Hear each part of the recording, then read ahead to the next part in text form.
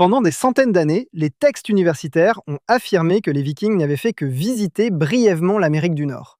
Vers l'an 1000 après Jésus-Christ, cependant, ce récit est actuellement en train d'être réfuté.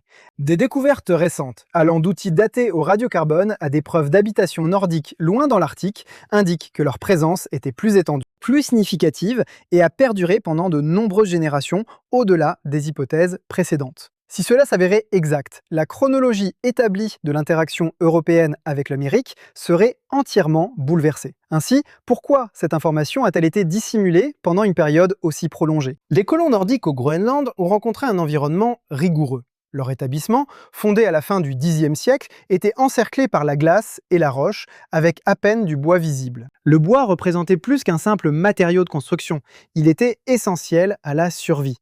En l'absence de forêt, chaque pièce de bois était cruciale pour les habitations, les navires et l'entretien de base. Cette pénurie a touché chaque famille, faisant du bois une denrée vitale pour l'existence. Les statuts islandais médiévaux, documentés dans le Gragas, détaillaient les répercussions pour s'approprier le bois de récupération ou le bois d'œuvre d'autrui. Les pénalités étaient substantielles et des désaccords concernant même une seule bûche pouvaient entraîner des poursuites judiciaires pour une famille. Étant donné la rareté du bois de récupération et l'inaptitude de la végétation locale à la construction, les Groenlandais ont tourné leur regard vers l'ouest. Les sagas relatent ce besoin urgent. Un passage particulier décrit la compagnie de Leif Erikson voyageant pour trouver le Markland, une région où les forêts étaient si denses que le ciel était à peine visible. La quête de bois d'œuvre dépassait la simple commodité. Un manque de bois signifiait que les navires ne pouvaient être construits ou réparés. L'isolement du Groenland s'intensifiait à mesure que ces navires se détérioraient, sans aucun moyen de les remplacer. Les liens fondamentaux de la colonie avec le monde extérieur, commerce, information et proches, dépendaient de la découverte de nouvelles sources de bois. Cet impératif a poussé les aventuriers à traverser des eaux inexplorées. Ils ont bravé les tempêtes et la famine pour une perspective de survie. Du bois originaire d'Amérique du Nord a commencé à apparaître dans les communautés groenlandaises. Des chercheurs ont identifié des morceaux de chêne et de pin nord-américains parmi les vestiges de sites agricoles nordiques situés loin des forêts indigènes. Ces découvertes concordent avec les récits des sagas, détaillant des expéditions récurrentes pour collecter du bois. Cela indique des voyages planifiés plutôt que des arrivées fortuites. La pression financière sur le peuple nordique était implacable.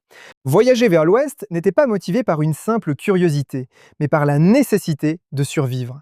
Cette quête persistante de matériaux a ouvert la voie aux premiers efforts d'établissement de colonies. Au-delà du Groenland, la demande de bois, intensifiée par les exigences légales et un besoin pressant, a contraint les Nordiques à entreprendre des explorations et, finalement, à construire de nouvelles colonies à la frontière de territoires inexplorés. En 1960, Helge Ingstad et Anne-Stine Ingstad ont atteint l'extrémité venteuse de Terre-Neuve, munis d'indices tirés des sagas et d'une intuition. Des pêcheurs indigènes les ont dirigés vers des buttes verdoyantes à Lands-aux-Meadows, où le sol cachait quelque chose de considérablement plus ancien que tout souvenir.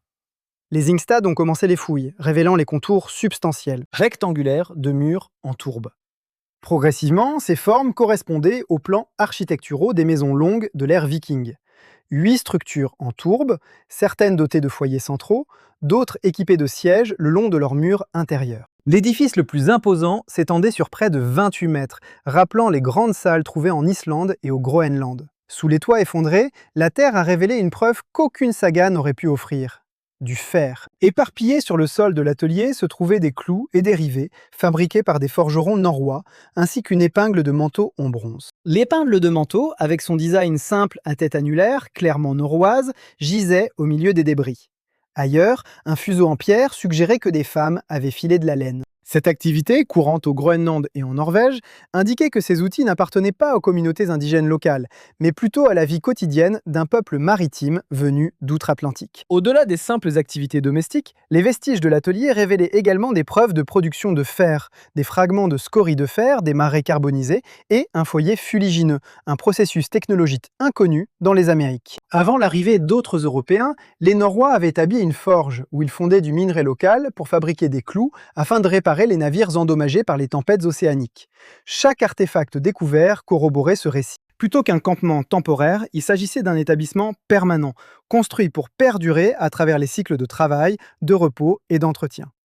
L'agencement du site lui-même, de ses salles regroupées à son atelier partagé, ressemblait si précisément à ceux trouvés au Groenland et en Islande qu'Ingstad a pu superposer les plans architecturaux d'une région sur l'autre. Les découvertes à l'Anse aux Meadows ont corroboré des légendes de longue date. Les explorateurs norrois sont non seulement arrivés en Amérique du Nord, mais ils y ont aussi construit, travaillé et y ont résidé. Cependant, avec la progression des techniques scientifiques, les enquêtes concernant le moment précis et la durée de leur séjour ont nécessité des mesures encore plus exactes. Une éruption solaire, qui a traversé le globe en 993 de notre ère, a imprimé une signature atmosphérique, une augmentation imperceptible de carbone radioactif qui a persisté pendant plus d'un millénaire. Cette empreinte céleste s'avérerait essentielle pour déterminer la chronologie exacte de la présence viking en Amérique du Nord. Dans un laboratoire serein de l'université de Groningen, la dendrochronologue Margot Cuitems et son groupe de recherche ont examiné méticuleusement de nombreuses pièces de bois anciens de l'Anse aux Meadows,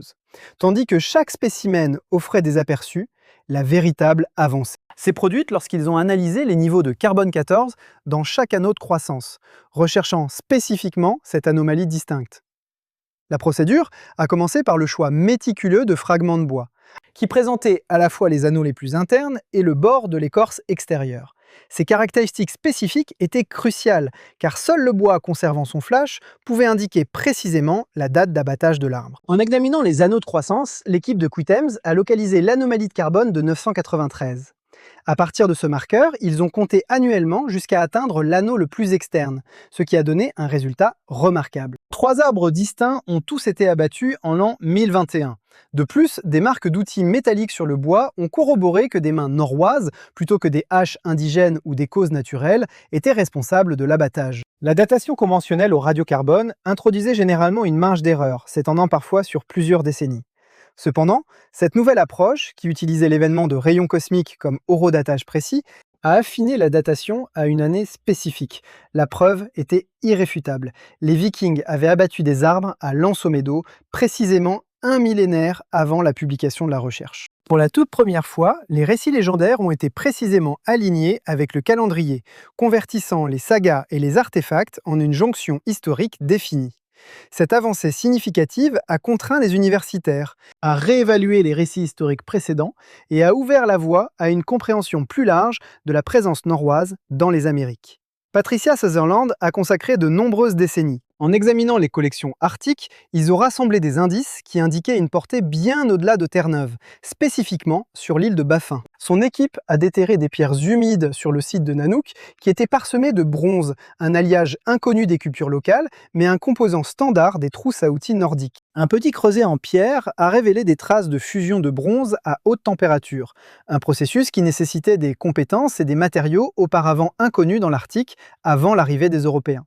Ces découvertes, trouvées aux côtés de fils filets et de menuiseries de style européen, indiquaient que la présence nordique s'étendait profondément dans l'Arctique canadien. Néanmoins, les preuves n'ont jamais été simples. Les datations au radiocarbone de ces lieux s'étendaient sur des siècles, et les couches contenaient un mélange d'artefacts d'origine d'Orsay, Thulé et potentiellement nordique. Les critiques ont soutenu que certains artefacts pouvaient être des innovations indigènes, ou que des siècles de réutilisation avaient obscurci les distinctions entre les cultures. Les affirmations de Sutherland ont suscité un débat intense, d'autant plus que son renvoi du Musée canadien des civilisations en 2012 a fait que la plupart de ces données sont restées inédites. Les routes commerciales auraient pu véhiculer plus que de simples rumeurs. Des archéologues au Groenland ont découvert des coquilles de noyers cendrés dans des dépotoirs nordiques, même si les noyers cendrés ne poussent pas au nord du Nouveau-Brunswick. Cela suggère des voyages ou des échanges qui ont atteint les profondeurs des forêts de l'Est du Canada. Certains chercheurs y voient les signes d'un réseau impliquant des visiteurs nordiques. Alors que certains évoquent le commerce de ressources au-delà du cercle arctique, d'autres appellent à la prudence, citant la rareté des artefacts nordiques sur les sites indigènes. La possibilité que du bois flotté ou du cuivre naturel explique certaines découvertes, associées à la technologie de télédétection, a suscité à la fois des promesses et des frustrations. À Pointe-Rosy, à Terre-Neuve, l'imagerie satellite a révélé des anomalies ressemblant à de la tourbe et des traces de fer des marais. L'enthousiasme initial a rapidement cédé la place à la déception. Lorsque des fouilles ultérieures ont révélé que les caractéristiques étaient naturelles et non nordiques, ce résultat a rappelé aux chercheurs que même la technologie la plus avancée peut induire en erreur, et que les affirmations extraordinaires nécessitent des preuves extraordinaires. Les perspectives autochtones continuent d'être sous-représentées dans la recherche publiée. Alors que les sagas nordiques décrivent des rencontres avec les peuples qu'ils appelaient Skraelings, les rapports archéologiques modernes incluent rarement des déclarations des Inuits ou des chercheurs des Premières Nations. Des fouilles et des partenariats menés par les communautés sont désormais préconisés pour garantir que les futures découvertes reflètent pleinement l'intégralité. L'histoire humaine de ces terres du Nord. Pour l'instant, les preuves décrivent un scénario de présence nordique intermittente, de contacts potentiels et d'examens scientifiques continus. Un mystère qui attend encore son prochain chapitre. Les frontières de l'histoire se déplacent chaque fois que de nouvelles preuves apparaissent, car de nouvelles découvertes redessinent la carte du premier contact. Le récit de ceux qui ont façonné ce continent devient de plus en plus complexe et contesté. Ce que nous acceptons comme un fait aujourd'hui n'est peut-être que le début. Partagez vos réflexions ci-dessous.